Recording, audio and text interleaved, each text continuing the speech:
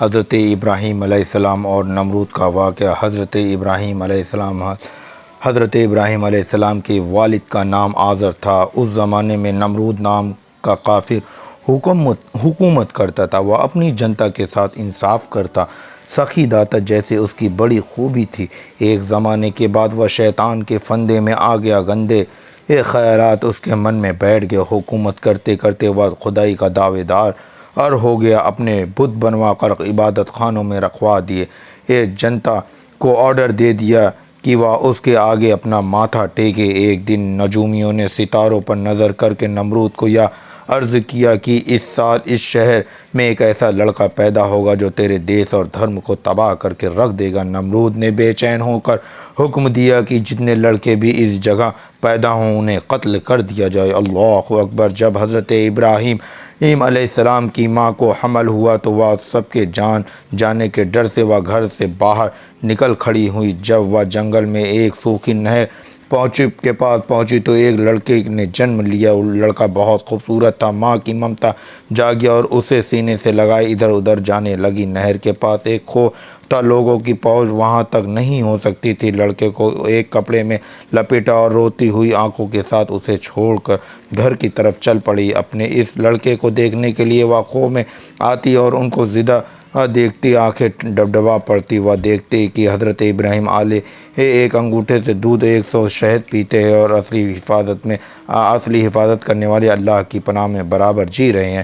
ایسی عجیب حالت دیکھ کر وہ دانتوں تلے انگلی دبا لیتی، پھر بچے کو گلے لگا کر دودھ پلاتی اور روتی ہوئی گھر کو واپس آ جاتی۔ اس طرح جب فرصت پاتی تو ان کو دودھ پلا کر واپس لوٹ آتی۔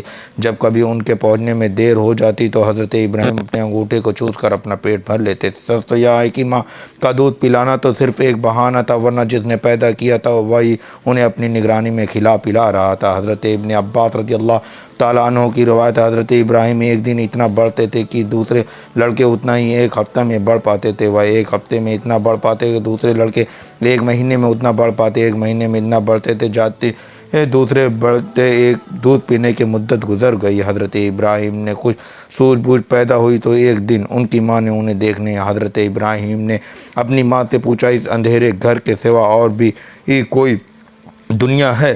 دشمنوں کے ڈر سے تمہیں یہاں چھپا دیا؟ ماں نے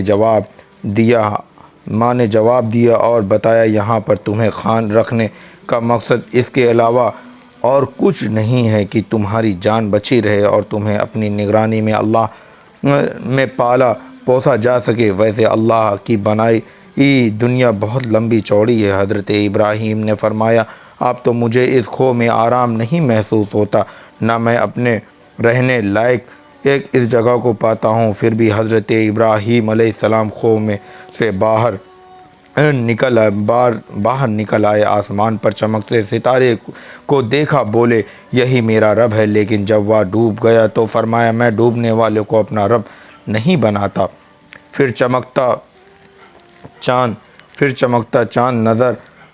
چمکتے چاند پر نظر پڑی اور اس کی چاندنی میں انہیں مزہ آیا تو فرمایا، یہی میرا رب ہے اور اسی سے میں لو لگاؤں گا۔ لیکن جب وہ بھی ڈوب گیا تو اس کے رب ہونے کا یقین بھی ختم ہو گیا۔ جب صبح ہوئی تو سورج کی کرنیں پھیل گئی تو وہ بولے، یہی میرا خدا ہے، یہی سب سے بڑا ہے، یا تو اس کی روشنی اور گرمی بھی ظاہر ہے۔ لیکن جب سورج بھی ڈوبنے کو ہوا تو حضرت ابراہیم پھر سوچ میں پڑ گئے، بولے، علاوہ اس خدا کے جو بے مثال اور بے زوال ہے کسی پر یقین نہیں کرتا۔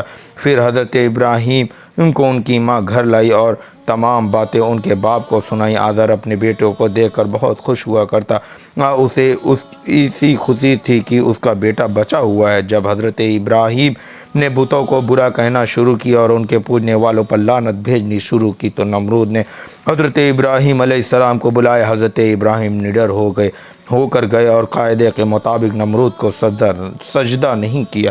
نمرود نے بہت غصے سے کہا، تو نے مجھ کو سجدہ کیوں نہیں کیا؟ حضرت ابراہیم نے کہا، میں پروردگار کے سوا کسی کو سجدہ نہیں کرتا۔ نمرود نے کہا، تیرا پروردگار کون ہے اور کیا کرتا ہے؟ حضرت ابراہیم نے جواب دیا، وہ سب کو پیدا کرنے والا ہے، وہی مارتا ہے اور وہی جلاتا ہے۔ نمرود نے کہا، میں بھی مار اور جلا سکتا ہوں، اس لیے ان سب کا پروردگار پروردگار ہوں۔ پھر اس نے 2 ایسے قیدیوں کو بلوایا جنہیں سزا میں قتل کرنا تھا۔ ان میں سے ایک قیدی کو اس نے مروا دیا اور ایک کو آزاد کر دیا۔ پھر اس نے کہا ہم نے بھی ایک کو جلایا اور ایک کو مارا۔ اللہ اکبر، ہم پروردگار اور یہی کام ہمارا ہے۔ استغفر اللہ ربی من کل ذنب واتوب الیہ۔ حضرت ابراہیم نے کہا میرا پروردگار سورج کو پورب سے نکالتا ہے، سبحان اللہ، اگر تو سچا ہے تو پشچم کی طرف سے نکال کر دکھا۔ نمرود اور اس کے ساتھی اس جواب سے چپ اور حیران رہ گئے۔ بہت سے لوگ اس معاملے کو دیکھ کر مسلمان ہوئے۔ ایک دن حضرت ابراہیم نے آزر سے پوچھا اے باپ، یا کیسی مورتیں ہیں جن کی تم پوجا کرتے ہو اور رات دن جن کے آگے تم سجدے کرتے ہو؟ آزر نے کہا یہ ہمارے معبود ہیں، یعنی خدا ہیں اللہ۔ حضرت ابراہیم نے فرمایا کیا تم ان کی پوجا کرتے ہو جن کے نہ کان ہیں نہ آنکھیں اور جو نہ تم کو فائدہ پہنچا سکتے ہیں نہ نقصان؟ آزر نے لاجواب ہو کر کہا اگر تو ہمارے خداؤں کو نہیں مانے گا تو سزا پائے گا اور تجھ پر پتھر برسائے جائیں گے۔ اس کے بعد حضرت ابراہیم نے یہ پکا ارادہ کر لیا کہ وہ لوگوں کو بتا دیں گے کہ بتوں کو لوگوں کے اچھے برے کی کچھ خبر نہیں اور ان کے پوجنے میں کسی کو کچھ فائدہ نہیں۔ نمرود کی قوم کی عادت تھی کہ جب عید کا دن آتا تو ہر آدمی اچھا لباس پہنتا اور عمدہ کھانے پکا کر بتوں کے سامنے رکھ کر عیدگاہ کو اگلے ایک سال تک کے لیے زیادہ روزی ہونے کا سبب جانتے تھے۔ جب عید کا دن آیا تو سب نے حضرت ابراہیم کو ساتھ چلنے کو کہا۔ حضرت ابراہیم نے ستاروں کی طرف دیکھ کر کہا میں بیمار ہوں اس لیے تمہارے ساتھ نہیں چل سکتا، اور دل میں ایک کہا تمہارے بتوں سے فریب کروں گا اور ان کی بے عزتی کروں گا۔ جب سب لوگ تہہ خانہ خالی کر کے عیدگاہ پہنچے، حضرت ابراہیم بھی ایک پہنچے اور بتوں سے مذاق میں کہا ایسا اچھا کھانا تم نے کیوں نہیں کھایا؟ وہ بت بھلا کیا بولتے اور کیا جواب دیتے؟ پھر تو خدا کے دوست ابراہیم علیہ السلام نے کلہاڑی لے کر سب کے سر اڑا دیے، کسی کے ہاتھ کاٹے اور کسی کا کان، مگر بڑے بت کو بچا کر کلہاڑی اسی کے گلے میں ڈال دی اور بت خانے کا دروازہ بند کر کے بہت جلد وہاں سے نکل گئے۔ لوگ جب عیدگاہ سے لوٹ کر تہہ خانے میں داخل ہوئے سبھی چھوٹے بڑے پرانے دستور کے مطابق وہاں پہنچے تو دیکھتے ہیں کہ نہ کسی کا ہاتھ ہے نہ کسی کا کان، بڑی ذلت کی حالت میں پڑے ہوئے ہیں، بالکل مردہ۔ To be continue part 2 coming soon انشاءاللہ تعالی، جوائن ناؤ۔ آپ لوگوں کو ہماری یہ ویڈیو پسند آئے تو ہمارے چینل کو لائک کریے، سبسکرائب کریے، کمنٹ کریے، آگے شیئر کریے۔ سننے سنانے میں اگر غلطی ہو اللہ معاف فرمائے۔ استغفر اللہ ربی من کل ذنب واتوب الیہ، لا الہ الا اللہ محمد رسول اللہ صلی اللہ تعالی علیہ وآلہ وسلم۔ السلام علیکم ورحمۃ اللہ وبرکاتہ۔